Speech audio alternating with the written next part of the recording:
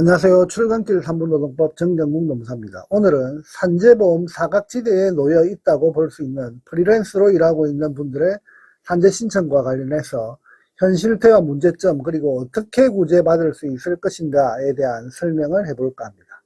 이 영상을 보고 계신 분들 중 프리랜서로 일하고 있기 때문에 그리고 사업소득 3.3%를 떼고 있기 때문에 근로자가 아니라 사업자라고 하는 판단으로 각종 사고나 뇌심혈관계 질환이 발생했음에도 불구하고 산재 신청을 포기하는 분들이 있을 수 있을 것입니다. 따라서 프리랜서의 그 의미에 대해서 정확히 확인하고 산재보험에서는 어떻게 판단하고 있는지에 대한 다양한 오해를 풀어드리려고 하니 끝까지 한번 영상을 들어보시면 많은 도움이 되실 것으로 생각됩니다. 그러면 먼저 프리랜서의 그 개념에 대해서 간략히 설명드리면, 여러분이 알고 있는 프리랜서는 흔히 사업자로 분류되고 있는 것으로 알고 있습니다. 사업소득을 신고하고 사대보험 가입 의무도 없습니다. 그래서 많은 분들이 프리랜서를 근로자가 아닌 독립적인 사업자로 생각하고 있습니다. 하지만 현실은 프리랜서라고 하는 이름 아래에서도 사실상 고용주와 종속적인 관계를 맺고 정해진 업무를 수행하는 경우가 많습니다. 예를 들어 특정 회사의 지시에 따라서 정해진 시간과 그 장소에서 일하거나 업무 도구를 제공받아서 일하는 경우가 바로 그런 경우입니다. 이런 경우 법적으로는 근로자로 인정될 가능성이 높습니다. 사업주들은 이러한 오해를 악용해서 오히려 사대보험료 부담을 피하고 그리고 프리랜서의 그 탈을 씌워버린 노동자에게는 최소한의 안전망인 산재보험마저 엄밀하게 박탈하고 있는 경우가 많습니다. 앞에서 말씀드린 우리가 흔히 말하는 프리랜서의 그 용어는 세법상 사업소득자라고 하는 개념일 뿐 노동법상 근로자 여부에 대한 판단 기준으로 정해져 있는 것은 아닙니다.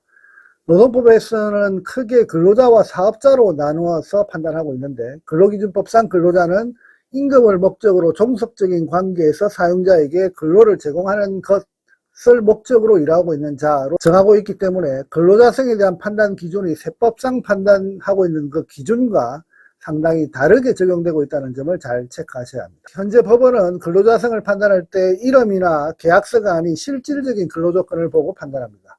주요 판단 기준을 한번 설명드려 보면, 첫째, 업무 내용의 지정 및 지휘감독 여부, 그리고 두 번째, 근로시간과 장소를 지정하고 있는지 여부, 그리고 세 번째, 비품과 원자재의 소유 및 사용 주체 여부, 그리고 네 번째, 보수의 성격이 근로 자체의 대가인지에 대한 판단을 통해서 그렇게 결정한다라고 정하고 있습니다. 이처럼 법원과 근로복지공단은 실질적인 근로관계와 사업주의 지휘감독 여부 그리고 종속적 근로상황 등을 기준으로 판단을 하는데, 프리랜서라고 하는 개념으로 사업주들은 근로계약이 아닌 업무 위탁 계약을 체결하고 월급 대신 용역 대금을 지급하면서 3.3%만 공제한 채 운영하고 있는 경우가 많습니다. 이런 퇴직금, 연차, 최저임금, 그리고 사대보험 의무를 모두 회피하기 위한 명백한 꼼수다라고 말할 수 있습니다. 이처럼 실질은 근로자인데 외형은 프리랜서 사업자로 둔갑시킨 직종이 현재 많이 확인되고 있습니다. 예를 들면 학원의 경우에도 근로자처럼 사용하면서 프리랜서 형식으로 운영하는 학원 강사들이 있을 수 있고, 미용실의 경우에도 실질은 근로자인데 프리랜서 형식으로 운영하고 있는 헤어 디자이너 분들도 간혹 확인됩니다. 제조업체의 경우에도 소사장제 형식으로 운영하는 경우가 다수 확인되는데, 이런 경우에도 외형은 소사장으로 도급 형식으로 확인되지만 실질적인 운영은 사실상 근로자인 경우가 간혹 확인되기도 합니다. 최근 누적 사건을 조사한 모 대기업 협력업체의 경우 상당수의 협력업체들이 있는데, 그 협력업체 대부분의 근로자를 프리랜서로 둔갑시켜 놓고 사대보험을 모두 탈루한 채 수년간 운영하고 있는 하청 협력사들도 확인된 바 있습니다.